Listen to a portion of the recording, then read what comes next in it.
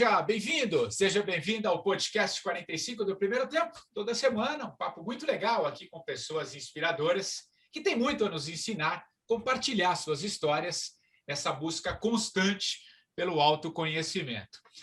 Bom, antes de anunciar aqui o meu convidado desta semana, um rápido recadinho, na verdade um convite para você assistir o documentário Pausa, o Intervalo do Mundo, um olhar, sobre esses tempos pandêmicos. Trouxe gente bem legal aqui para refletir comigo. Tem o velejador Amir Klink, a Monja Cohen, o surfista Carlos Burle, o músico Tony Bellotto, a filósofa Lúcia Helena Galvão, o físico Marcelo Gleiser, enfim, 20 grandes nomes em diversas áreas do conhecimento. Deixei o link desse filme que está no YouTube da Panflix e deixo o link também aqui no meu Instagram, que é o patricksantos.oficial. Convite para você assistir esse documentário recém-lançado. Bom, chega de recado, vamos ao que interessa. Olha só, o meu convidado de hoje costuma dizer que a vida é uma longa caminhada em busca da plenitude do ser. Aliás, fazendo da sua jornada um grande laboratório para o autoconhecimento, esse meu convidado de hoje nos mostra que entender os ciclos da vida pode ser um primeiro passo para uma mudança mais profunda.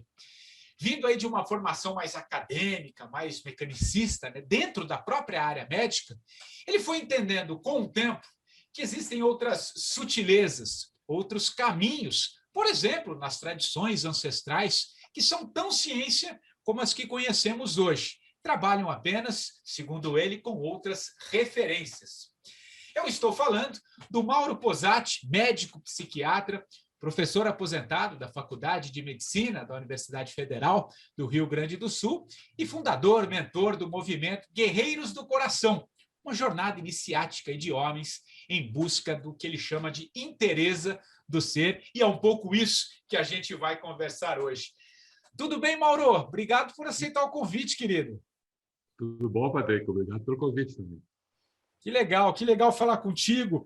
Eu assisti uma palestra sua, Mauro, já há um tempo, não é muito recente, não, no TED, e achei muito interessante, porque puxando um paralelo aqui com o 45 do Primeiro Tempo, que eu falo muito no sentido do intervalo, tem determinados momentos na nossa vida que a gente precisa fazer uma pausa, e para olhar as coisas por uma outra perspectiva. E normalmente isso acontece, não é uma regra, mas acontece normalmente. Você fala ali a partir dos 50. No meu caso, foi um pouquinho antes, aos 45 do Primeiro Tempo, que é um momento que a gente, como eu disse, passa a olhar as coisas por uma outra perspectiva, ver. Não sei se a gente já começa a ver um pouco essa questão da finitude, a gente começa a repensar uma série de coisas, e que é um momento muito importante da nossa vida. Então, acho que eu queria começar o nosso papo por aqui. Por que você acha isso? Como é que foi para você, para a gente entrar um pouco na tua história também? E por que isso acontece, cara? É o que o Jung fala, Tem um momento que o sol começa a se pôr, depois do meio-dia. Então, acho que é muito legal te ouvir. E eu adorei esse papo que está no TED, já faz um tempinho, enfim. É isso que eu queria começar falando com você. Então, um pouco de história, sim, eu venho de uma área acadêmica, dos 20 aos 40, direto, assim, na área da saúde pública, principalmente, e administração hospitalar de postos de saúde, e professor da Faculdade de Medicina, e, no nosso caso, também professor de uma disciplina na educação física, na farmácia, que é a gente que dava. E lá eu era um médico, sempre tive um lado meio transgressor, Eu, como professor, eu tinha um grupo de alunos que pesquisava ervas medicinais, eu participava de eventos de homeopatia, medicina budista, etc., que os alunos me convidavam para me organizar, para assim, botar o meu nome lá para que eles pudessem estudar isso, porque na faculdade nem pensar. Então, tinha esse lado sempre mais transgressor. Quando a gente saiu em 78 a atenção primária de saúde pela Unesco, nós já estávamos trabalhando nas vilas com essa proposta. que mais tarde eu vim saber que era a transdisciplinaridade, né, que a gente fazia. Bom, mas quando chega entre 38 e 42, a gente tem uma grande crise, quase todos nós. Né? Isso, pela perspectiva astrológica, fica muito claro. Tem a ver com setênios? Não, não, tem a ver com os trânsitos de planetas que estão acontecendo conosco. Dá para ver direitinho. Mas essa é uma perspectiva, tem outras, e eu vou falar delas agora. Nessa época, tudo ruiu para mim. Né? Eu me separei, tinha 2 filhos pequenos, tinha terminado o mestrado, que eu me perguntava para onde vai a medicina, e o resultado da dissertação foi que a medicina estava indo por uma visão holística. Muito avançado na época aquela. E aí eu descubro a Universidade Unipaz, Universidade Holística Internacional, que já tinha começado em Brasília. Eu sou da segunda turma, então nos anos 90 eu começo a fazer essa universidade, a formação holística de base, onde eu tenho contato com muitas tradições, com muitos mestres fantásticos, maravilhosos. Isso causou um rebuliço total na minha vida. Paralelo a isso, também estava fazendo uma formação vou chamar de técnica, né? Mas é muito mais que isso, uma forma terapêutica com estados ampliados de consciência, criada pelo psiquiatra tcheco Stanislav Grof, chamado Respiração Holotrópica. E como eu tinha lido os livros do Castanheda e achava fantástico, aquilo mexia comigo, li várias vezes aqueles livros, só que nos primeiros livros ele para entrar em estado ampliado de consciência, ele usava ervas medicinais. Eu não sou muito ligado a isso, e na holotrópica eu consegui atingir estados semelhantes ao que o Castanheda falava, só com a respiração. Com música. Né? Então, isso se junta. E como eu estava muito preocupado com 2 filhos homens pequenos, e eu separado, como é que eu ia me aproximar deles e tal, eu acabo com o meu instrutor de holotrópica na época, ele me disse, olha, tem um australiano que está vindo aqui para São Paulo, vai fazer um ritual de homens. Eu estou junto. Isso era março, o ritual era em Rumo à Nova Masculinidade, com Craig Gibson. Hoje é o mais antigo morador da comunidade Findhorn, na Escócia. Craig é muito querido. E eu disse, vou. Chegamos... Bom, era assim, era em julho. Havia... Uma semana antes, tinham 4 inscritos. O que me convidou, eu e mais 2 amigos que eu tinha convidado. No dia, tinha 21 homens. Aí a gente ficou sabendo que ele tinha feito uma palestra ali naquela semana, só foram mulheres. E os homens depois disseram assim, olha, a minha mulher chegou em casa e disse, ou tu vai ou... E eles estavam lá. Né? Essa é a história que eu ouvi deles. Então, eu faço esse ritual, e esse ritual foi absolutamente transformador na minha vida. Eu não sabia o quanto, os efeitos continuam até hoje. Lá eu conheci, o Craig apresentou um mapa, botou um negócio no chão lá, vela, incenso, tambor. Eu li onde é que eu vim amarrar meu cavalo, né? Onde é que eu vim me meter. Porque isso não fazia parte do meu... Do meio, né? Então, assim, Unipaz, mais o ritual com o Craig, mais Castanheda, mais holotrópica, mais a separação, gerou em mim a vontade de trabalhar com grupos de homens. E nessa época, no final de 93, eu crio um grupo chamado Guerreiros do Coração, que utilizava um pouco... terminava com o ritual que o Craig trouxe, mas eu entrava com outros conhecimentos que eu tinha, de análise transacional, de terapia de família, de saúde. Eu misturei tudo e fiz um grupo. Era um trabalho de um ano, que terminava com esse ritual que o Craig tinha me passado e que me autorizou a continuar. A esse grupo eu chamei Guerreiros do Coração, que é um nome que ele utilizou numa entrevista da revista Tot, da Palas Atena. E essa entrevista muito boa, está lá até hoje, mas uma revista muito antiga, já 92. Ele tirou esse nome de de uma ONG que tinha lá nos Estados Unidos de cuidadores da terra, né? Que tinha um projeto chamado Guerreiros do Coração. Mas era para homens e mulheres. Eu achei muito bonito esse nome e trouxe. A ideia era fazer um cursinho para preparar as pessoas para fazer o ritual, porque no CREG a gente entrava e fazia o ritual direto, as pessoas não estavam preparadas. Então, no meu entendimento, não podiam aproveitar muito bem. Então, eu preparava as pessoas para o ritual. O ritual na época era um final de semana. Hoje são 3 dias e meio, que a gente foi aumentando. Bom, e a coisa começou a embalar. 1 ano e pouco depois eu estava novamente casado com a mulher que eu estou até hoje, a Lúcia, e nós constituímos, então, ela é astróloga e eu médico. Eu tinha um certo assim, receio de misturar medicina com astrologia naquela época. Quase 30 anos depois, eu tenho um filho astrólogo, tenho um enteado astrólogo, né? Enfim, hoje faz parte da minha vida, mas na época eu era meio assim, né? Muito acadêmico, talvez.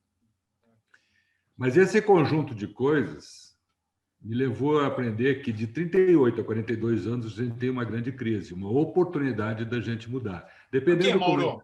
Por quê? Por quê? Por que nessa fase?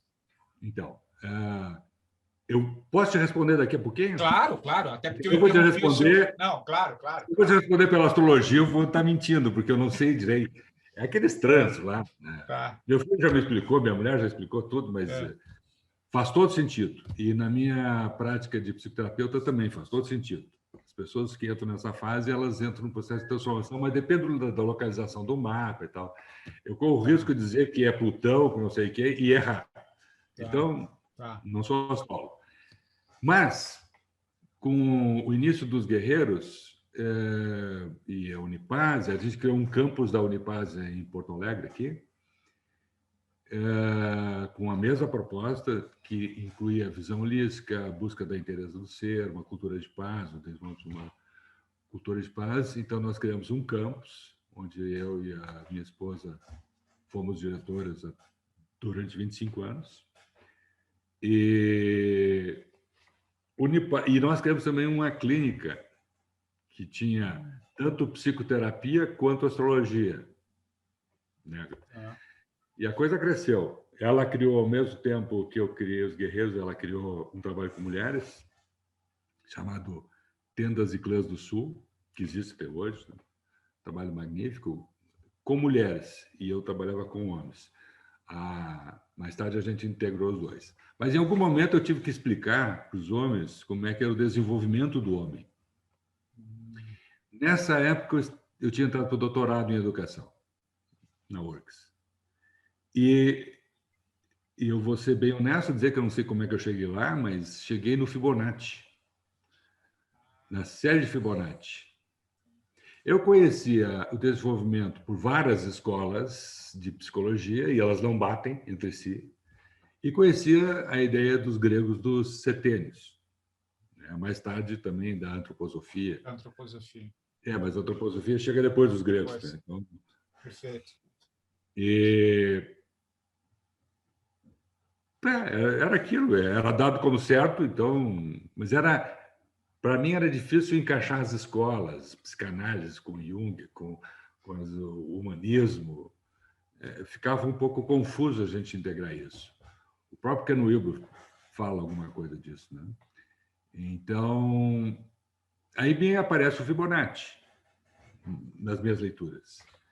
O Fibonacci é aquela série, né, que soma com o anterior, 0 mais 1, 1 mais 1, 2, 2 mais 1, 3, 3 mais 2, 5. Ele vai numa série e ela, depois dos 55, ela entra numa constante, quando eu divido o número maior pelo anterior. Ou o anterior pelo maior, pelo posterior. E essa série vai dar 0,618, que é um número transcendente, assim como o pi. O pi calcula o raio, calcula o círculo. o φ, né, do Fibonacci calcula o desenvolvimento espiralático. Através do φ, nós construímos uma espiral.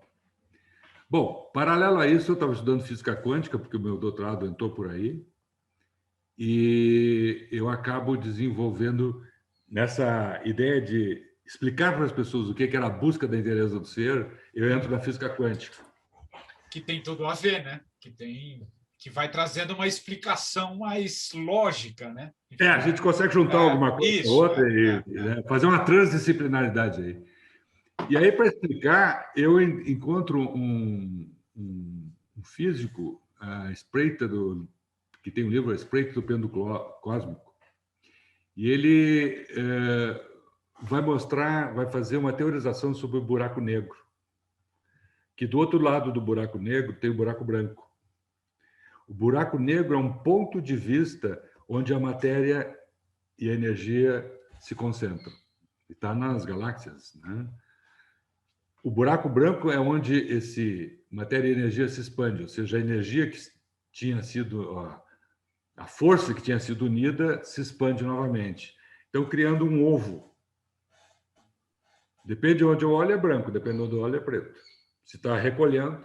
E esse ovo tem uma expansão semelhante ao Fibonacci, que aumenta até um ponto e depois ele reduz ao zero e começa dali. Se a gente olhar os ciclos da vida, eles são assim.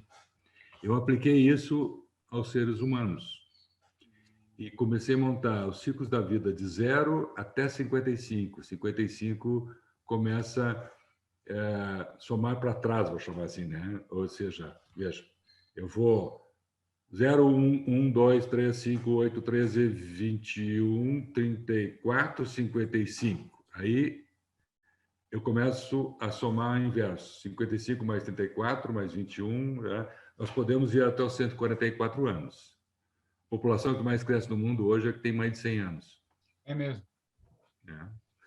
Então, porque nascem menos e morrem mais tarde, né? Nós ainda temos uma expectativa de vida de 78. Isso não quer dizer que todo mundo tem que morrer aos 78. Tem gente com 110. Né? Exato. Claro que com essa confusão que a gente está criando há alguns anos aí, a gente vai ser difícil chegar aos 144 inteiros, mas é possível. É possível. Então, assim, pegando pelo Fibonacci, eu percebi que havia um ciclo de expansão que não é assim matemática, aos 55, é em torno de, dependendo de condições físicas, psíquicas, ambientais, né? A pessoa entra num processo de virada. Essa virada, que eu chamei de maturidade, ela pode levar de 5 anos a 34 anos. Ou seja, eu posso ir dentro da maturidade até os 89. Depois, pode começar outro período chamado ancianidade. Jovem, madura e idosa, na minha leitura. E depois vem a velhice, e depois vem a senilidade e a passagem. Isso pode ser os 144 anos, matematicamente. Ninguém me refutou até hoje isso. Então, tá, eu já apresentei em muitos lugares. Então, o que tem a ver com 38 e 42? Se a gente pega as primeiras fases de vida, então pega, por exemplo, a puberdade, vai de 8 a 13. Somos 2, divide no meio, tem uma crise. Adolescência, de 13 a 21. Somos 2, lá pelos 17, tem uma crise. Até a Mercedes Souza canta, né? Da Volver a los 17. Né? Tem muito sentido. Tem uma crise. De 21 a 34, que seria a juventude, a fase da juventude, soma de 20 vai dar em torno de 27 a 29 anos. Olha que outra crise que ele tem. Uma crise do olhar, a gente muda. Perfeito. Depois de 34 a 55, vai dar em torno de 38 a 42 anos essa crise. Astrologicamente, eu posso ver as mesmas crises, na mesma época. Eu acho isso incrível. Perfeito, perfeito. É por isso que eu disse, espera um pouquinho que eu tenho que explicar um pouco. Vamos chegar ali, né? A gente, em algum momento, cruza, né? É incrível isso, né? Isso não fere a ideia do setênio, só que o setênio é mais 7 em 7, né? Mas dá próximo. A juventude, aos 21, bate 3 vezes 7. A adolescência, começando aos 14, bate com os 13. Quer dizer, é por ali. Né? Ô, Mauro, mas te ouvindo assim cronologicamente tudo isso, o que me ocorre aqui, e é um pouco o que eu falei na abertura, e aí eu queria te ouvir mais, é impressionante como a vida é feita de ciclos, né? É feita de ciclos. E aí o que eu queria te ouvir? Quando a gente tem um chamado, né? Tem aquele momento que vem um chamado, que você percebe aquilo que você está sentindo é físico, é psíquico, é uma série de coisas. Em alguns casos, muitos, acho, talvez a grande maioria, tenta resistir à mudança. A gente resiste. E aí, a partir dessas resistências, vão surgindo outros problemas que muitas vezes a gente não entende por quê, né? Eu queria muito te ouvir, porque eu acho que nós estamos vivendo agora, como sociedade mesmo, para começar a entrar numa outra área, um recado grande tem aí, né, do que a gente está vivendo. Isso eu quero muito te ouvir. Talvez a gente deixe um pouquinho para depois, mas o que esse resistir nos provoca e como que a gente lida com isso? Porque tem dor, né, cara? Tem muita dor. Você falou do homem e você trabalha com esse desenvolvimento. Nós, homens, temos muito mais, pelo menos a sensação que eu tenho, temos mais dificuldade de lidar com essa subjetividade, com esse poder do coração, né? Com essa, a gente sempre foi muito da ação, né? Então, fala um pouquinho disso, que acho que era legal você compartilhar. Então, eu preciso avançar um pouquinho dos 34 aos 55, dos 55 em diante. Então, para mim, até os 55, o que os junguianos chamam de a primeira metade da vida. Isso, então, exato. 45 do primeiro tempo. É isso, tá? Exato, é isso. Aí tem um tempo de acomodação onde a gente chega num pico, no cume da montanha. Ali a gente tem uma visão de 360 graus, é bárbaro. Pega qualquer pessoa com 55, 60 anos, a maioria, né? É a minha experiência. Eu pergunto sempre. Quem tem mais de 55? Como é que está a vida? Nunca teve tão boa. A pessoa está toda esgualepada, toda torta, dizendo, ótimo. Mas por quê? Porque ela tem uma visão do todo, ela reconhece a sua caminhada. A partir dali, ela precisa morrer. Agora eu vou voltar nas crises. Em cada crise é uma morte de um ego. Ego, daria para dizer simples, assim, de uma maneira simples, é uma ideia de eu, que começa a se constituir lá na puberdade e cada expansão da consciência que vai, cada uma dessas fases, se cria um novo ego. Mas o antigo precisa morrer. Normalmente ele não morre porque nós deixamos os rituais de passagem que as antigas tradições ainda mantêm, mas muito misturadas hoje com a cultura acadêmica. Então fica essa visão mecanicista do mundo. Mas os ritos eram para marcar a passagem. Tu deixou de ser adolescente, agora tu é um jovem, tu é um guerreiro, agora tu é um adulto, né? Tu é um líder, enfim. Então, hoje em dia, a gente quer arrastar o ego anterior para a próxima fase. Dá uma esticada, né? Dá uma esticadinha nele. Né? E fica assim, esses homens meninos, né? Que querem transar, têm filho e abandonam a mulher do filho, ou mulheres hoje também abandonando.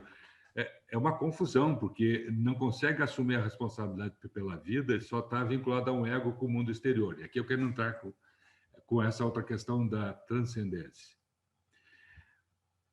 Podemos dizer, baseado em muitas tradições e também nos estudos acadêmicos, que nós temos 3 grandes visões de mundo. Uma tem a ver com o mundo exterior, da qual, na primeira metade da vida, a gente faz muito esforço para se posicionar no mundo. Agora eu sou um radialista, agora eu sou um jornalista, agora eu sou um médico, eu tenho filhos, eu preciso dominar as coisas no mundo exterior para mim existir, senão eu não existo. Exterius é lugar de fora, terius é lugar, ex é para fora.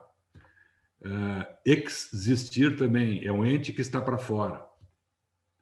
Mas nós temos uma outra perspectiva que, apesar que nos afeta profundamente, a gente, há não muito tempo, está prestando atenção no mundo ocidental, nessa visão mecanicista de mundo, que eu chamo de inerente. Tem o existente e o inerente. O inerente é o mundo do inconsciente, o mundo da psique, o mundo da alma, o mundo mais hoje divulgado como o mundo imaginal, a partir de Henri Corbin, que foi trazer isso da tradição sufi.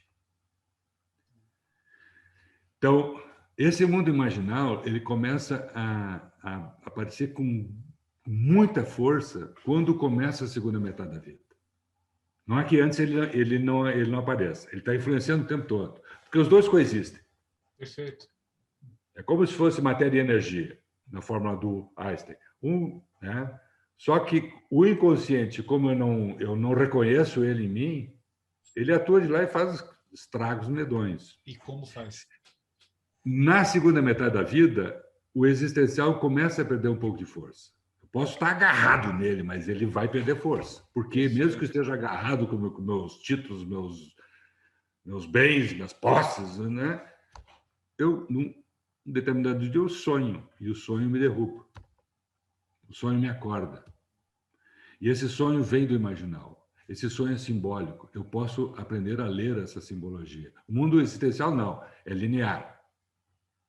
Ele é isso, é o setênis. No mundo imaginal, é um caos. No mundo existencial, é o cosmos. Mas ambos fazem parte do que nos constituem. Tem outros nomes para isso. Eu podia pegar a tradição hebraica, a tradição cristã, hinduísta, taoísta, budista, todos falam nessa dualidade, nesse mundo dual.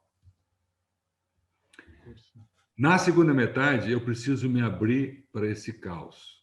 E aí eu preciso morrer para tudo aquilo que eu constituí antes. Não é assim que eu vou deixar de ser quem eu fui, mas não é só isso. Eu preciso entrar no mundo das sombras. Os junguianos chamam de a passagem do meio. Isso. Essa passagem do meio, que começa nessa faixa etária, eu já tinha escrito sobre isso quando eu entrei nela. Eu sabia que ia ter, mas tudo que eu sabia não ajudou em nada. Porque eu sabia com a mente, não com o coração. Eu precisava vivenciar isso. E na medida que eu comecei a vivenciar e comecei a mudar, algumas coisas começaram a se tornar claras. Bom, só para terminar a fala aqui, quando eu começo uma jornada de autoconhecimento, que é autoconhecimento, eu preciso olhar para dentro de mim, preciso olhar para todas aquelas coisas que eu neguei em mim e acusava os outros, que eu projetava nos outros. Sim. Quando eu começo a olhar para isso, eu começo a me integrar.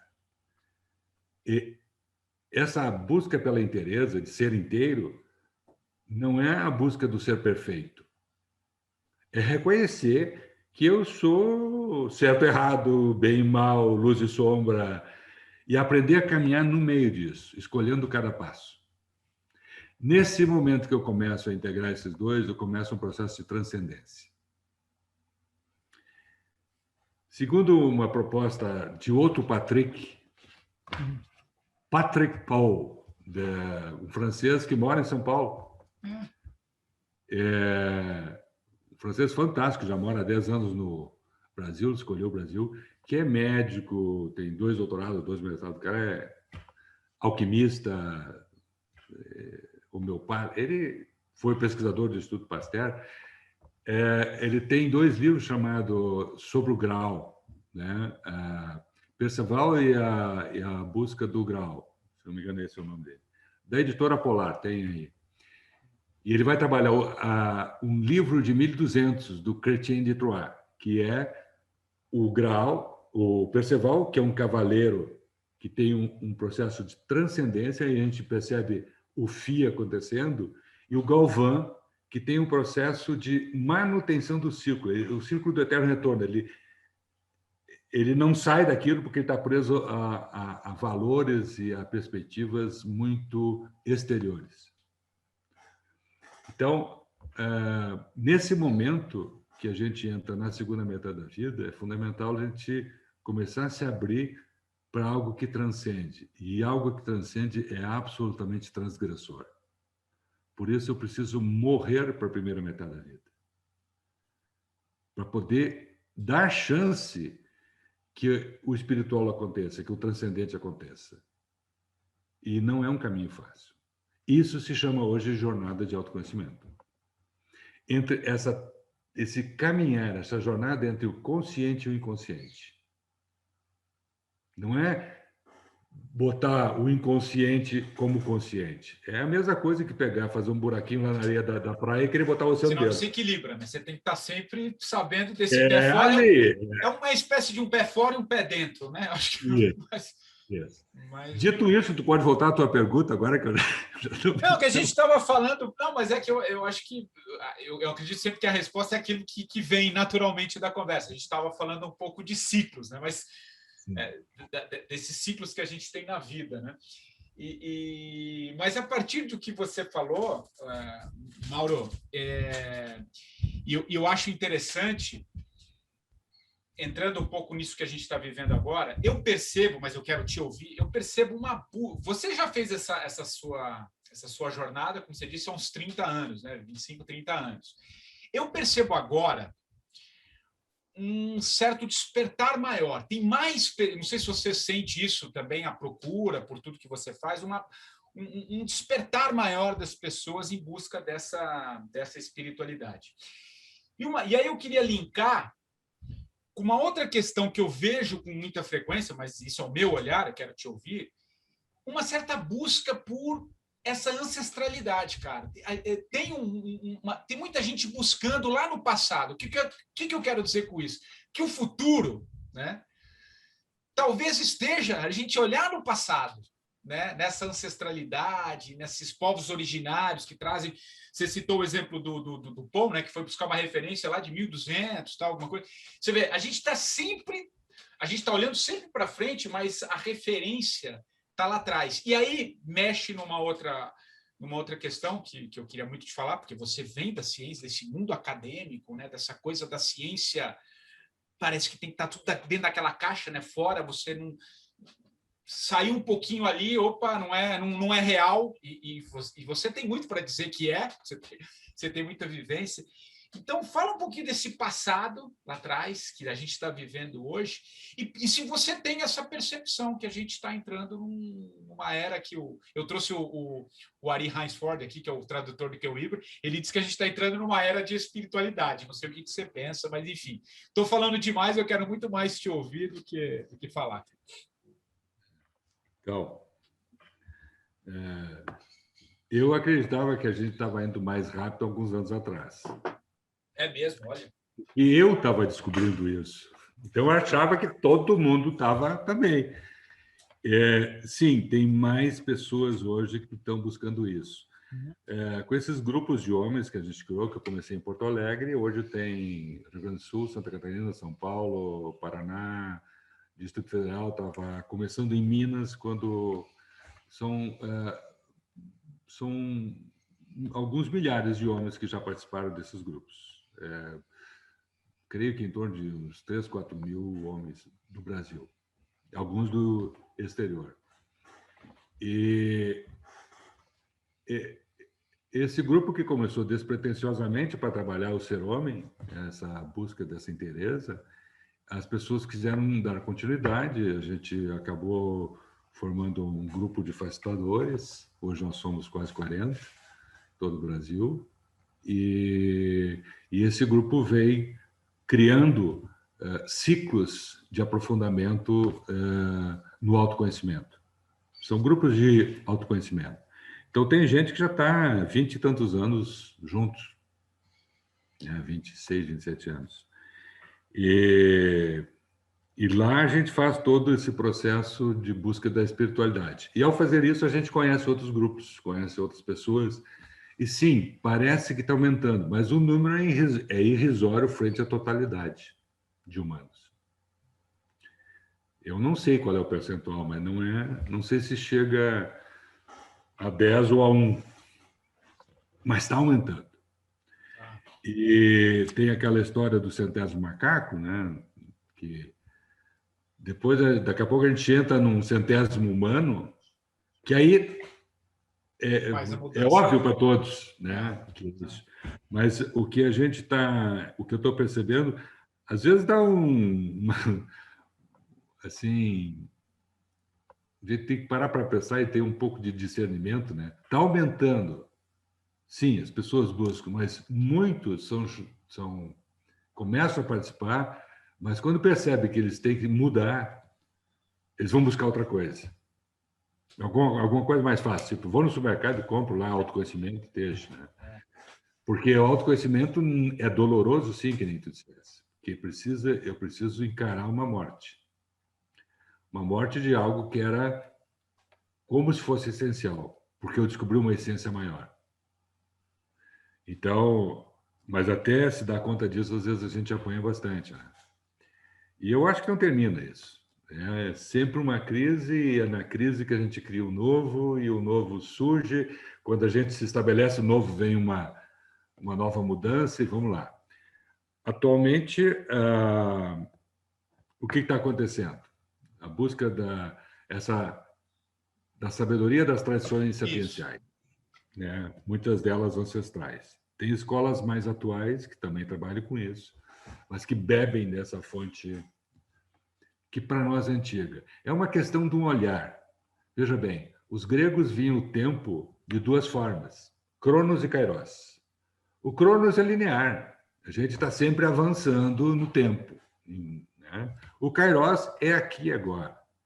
Se a gente olhar o que o Cacá verá a nós, né? Que traz a tradição tupi-guarani de uma maneira incrível, traduzindo para nós essa tradição, é uma tradição de 14 mil anos, né? A gente olha o que eles dizem e olha o que a ciência diz. Por exemplo, se eu pegar a ciência trabalhando os campos, né, as 4 forças, 5 forças, né, que é a gravitacional, a eletromagnética, nuclear forte, nuclear fraca e o condensado Bose-Einstein, que é a quinta, que é a integração de todas. Os guaranis falavam isso, só com outros nomes, e não chamavam de força, né? E quando as tradições chegam num ponto, elas parecem que vão para a mesma direção. A gente pega uma tradição hindu, que é os chakras. Bom, os guaranis têm os herês, que é a mesma coisa. Interessante isso. É a mesma coisa. Os guaranis é muito bonito, não sei se as pessoas sabem disso, mas chamam, os tupis guaranis, chamam o ser humano de umbaú. Umbaú quer dizer flauta andante. Tem furos na flauta por onde o sopro do espírito passa. E esses furos chamam os herês. Cada herê. E incrível isso. E tu pega a tradição judaica lá da Cabala, tu vê as sefirotas, as primeiras 7 sefiras, são os 7 chakras. São equivalentes, não é que são. Agora estou afirmando uma coisa que eles vão ficar bravos comigo. Mas a gente consegue perceber pontes aonde... E isso era uma proposta da Unipaz, do Pierre Weil, buscar pontes onde há fronteiras. E isso é a proposta da transdisciplinaridade. Então, essa busca da ancestralidade, das tradições sapienciais, ela não é antiga. Se eu olhar do tempo Kairos, ela está acontecendo aqui agora. É uma interpretação, é uma nominação de algo que sempre teve aqui. E que agora a gente chama de forças de campos, magnetismo, eletromagnetismo, né? O Wilber aí, né, com a teoria de tudo também. Teoria integral. É isso, a teoria integral. E aí, então, essa busca das tradições são caminhos trilhados por humanos há milênios que vão numa mesma direção. Cada um tem um jeito, cada tradição tem o seu jeito. Uma vez o Dalai Lama esteve em Porto Alegre, alguém perguntou: você é budista, está numa universidade católica aqui, o que você pensa disso? Ele disse: que bom que existem diferentes olhares, a gente pode aprender uns com os outros. Mauro, por que você acha que a gente foi perdendo essa conexão? A gente, seja a gente pegar os últimos 200 anos, é a ciência mesmo, né? Aquela coisa Eu que... diria 400 anos. 400, então... por quê? É isso, desde depois Hoje, do pós-renascimento, né? tu Por vê quê, o hein? seguinte, ó, tu olha para o desenvolvimento do Ocidente. Na época de 1100 por aí, durante a Idade Média, o maior desenvolvimento humano que havia, em todos os sentidos, era na Ásia. Em Sim. todos os sentidos, econômico, filosófico, a Ásia, Oriente Médio e Ásia, para ser mais... A Europa era um caos. A queda do Império Romano, aquilo ficou um caos. E quem assume isso é a Igreja Católica, que é uma dissidência das igrejas cristãs, que estavam unidas em torno de um concílio com as igrejas ortodoxas. Cada uma tinha um bispo. O bispo da Católica era o Papa, em Roma. E esse conhecimento desenvolvido pela Igreja Católica passa a ser a única verdade. E aí temos a Inquisição, temos outras coisas lá, e uma reação a isso. E a reação se dá quando, pós as Cruzadas, muito desse conhecimento que vinha do Oriente Médio veio através dos Templários e outros. Aí se tem o desenvolvimento da alquimia, etc., da física, da matemática, há um reflorescimento no Ocidente. E isso tem uma força tão grande e cai que nem uma luva num modo de produção da época, que financia, que aí tinha diferença entre os nobres e os negociantes, né, os mercadores. Um tinha sangue azul, o outro não tinha, mas quem tinha a grana era os mercadores, né? Eles financiam muito o conhecimento laico fora da igreja. Isso vai crescendo tão grande que, com a Revolução Industrial, isso explode, até o ponto de 1900 um físico decretar que não precisamos mais de Deus para explicar o mundo. Nós nos afastamos do sagrado. E criamos um poder fantástico que dominamos praticamente todo mundo. As outras tradições, e quem domina impõe a sua verdade. Quando a gente vê, as tradições começam a ficar isoladas, escondidas no segredo. Por exemplo, os xamãs europeus foram massacrados. Usar tambor na Lapônia, até hoje, as pessoas têm isso, né? Se assustam, nem usam. Usar tambor na União Soviética, da mesma coisa, por outras razões, mas sempre por uma questão... os apoios pela Igreja Católica e na Sibéria, lá, por causa do stalinismo. Tudo que é mais livre tem que ser contido para poder se enquadrar numa visão de mundo. Então, na minha perspectiva, é isso que aconteceu. A gente se afastou do sagrado, se afastou do divino. Nós queimamos florestas aqui no Brasil. Por que botar boi lá para vender? E nós não percebemos a importância da floresta na vida de todos do planeta. É um horror. Mas, enfim, então a gente se afastou do sagrado, se afastou dos ciclos vitais, se afastou da vida. E isso, quando a gente se afasta, a gente se fragmenta. Ou vai para uma ponta do bastão. Né? O Ken Wilber tem um gráfico que eu gosto muito, que ele mostra assim: a nossa tendência é se individuar. Mas quando a gente se individua, a gente se afasta da comunidade, da comunhão. Individuação, comunhão. Qualquer uma dessas pontas nos leva à dissolução, à fragmentação e dissolução. Quando a gente acha um ponto de equilíbrio entre individuação e comunhão, a gente transcende, vai em direção ao espírito, ao divino, ao sagrado, o nome que a gente queira dar, à totalidade, ao holos. na verdade, tudo no fundo é o equilíbrio, né? Quando a gente acha Isso. E tu encontra isso em todas as tradições.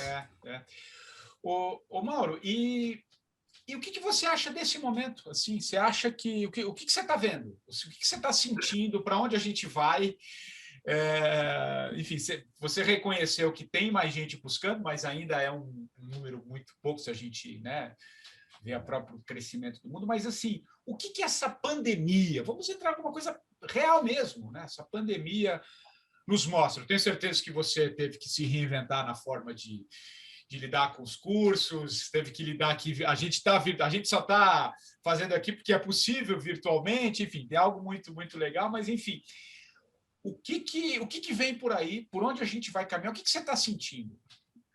Segundo a tradição hinduísta, nós estamos começando a sair do tempo de Kali Yuga, da Idade do Ferro, que é a mais densa que tem.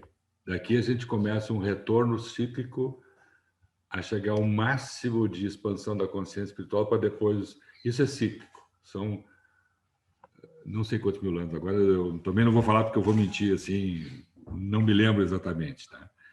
Então, esse tempo de Kali Yuga, a mim me foi informado pela minha esposa, que é astróloga, como eu já falei.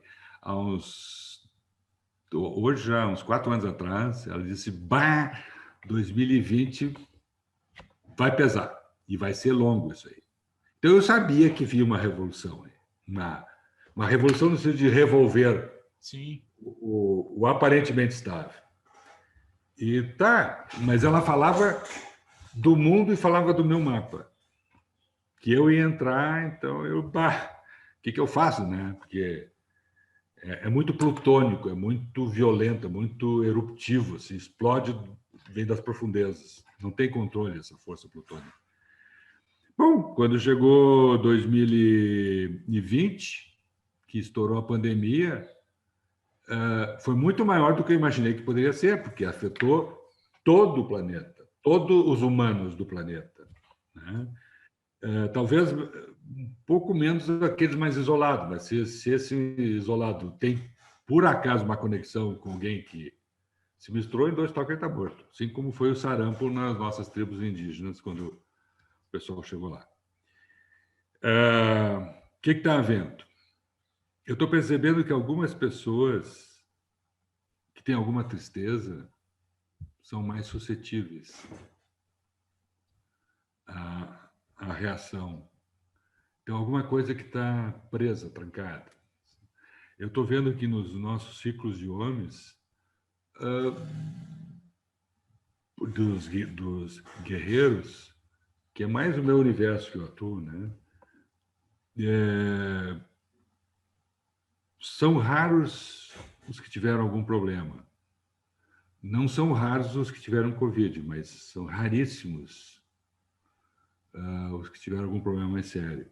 Por quê? Eu não saberia dizer. Acho que estão nesse processo de autoconhecimento e não estão reagindo, estão deixando a onda passar, estão aprendendo a nadar nessa onda.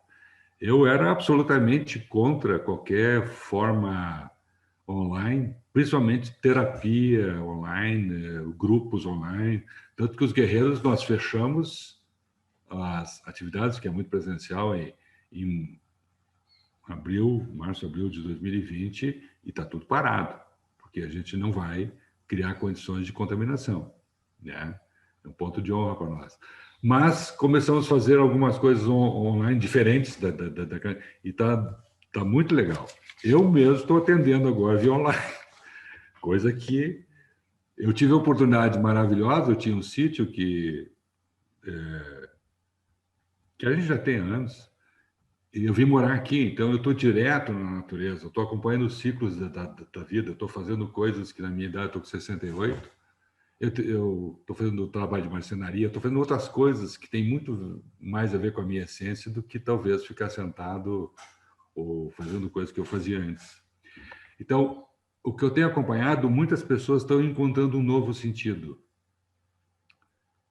na vida. E eu acho que essa é a transformação necessária que o mundo precisa.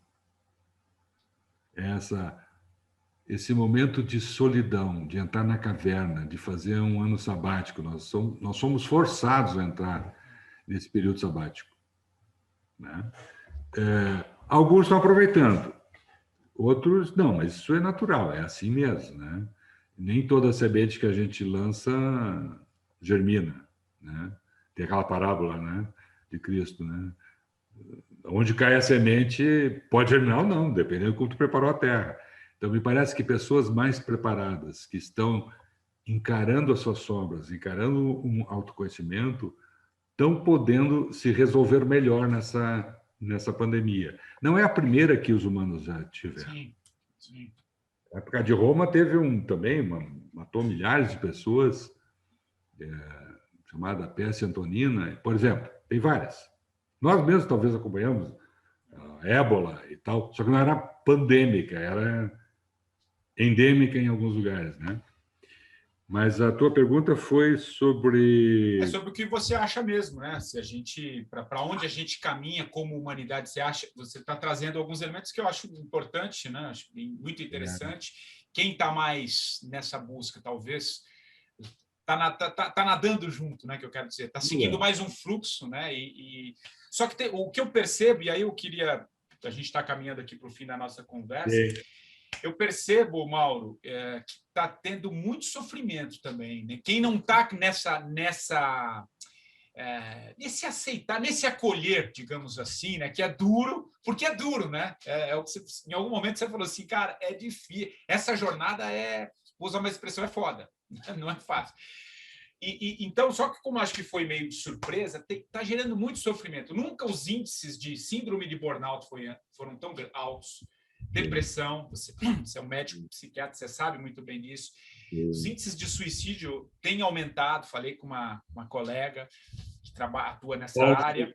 Então, quer dizer, está difícil. Então, fazendo a pergunta que eu te fiz para a gente caminhar para o fim mesmo, né? Por onde você acha que vai caminhar? Ao mesmo tempo, tem essa tá todo mundo meio... Né? Desse caldo todo, o que surge? O que você vê? A gente pode sucumbir enquanto espécie. O planeta, a vida continua, o planeta continua. Mas se a gente continuar não dando bola para isso, nós vamos nos matar todos, né? Vai surgir alguma outra coisa. Mas também tem, em paralelo, que muita gente não está vendo e está atropelando, tem outros que estão buscando, estão fazendo a sua mudança. Poucos em relação à totalidade, mas são muitos em relação ao que já era, o que já foi nesses últimos 400 anos. E, nesse sentido, parece que está havendo o retorno da sabedoria, né? Essa sabedoria vem de saborear, né? De ter experimentado as mudanças, de ter encarado as mudanças. O sofrimento, assim, a dor é muito grande, principalmente quem perde alguém. Eu perdi um primo querido, estou com um amigo entubado. Então, assim, a dor é grande. O sofrimento não precisa ter.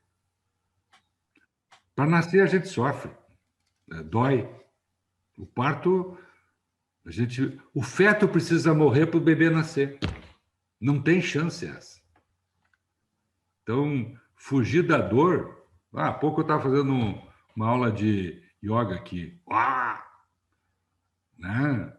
Não é só fazer os exercícios, mas cada torção que eu faço, com a minha idade, tem alguns pontos que estão já encroados há quase 60 anos ou mais. Para mexer neles, dói.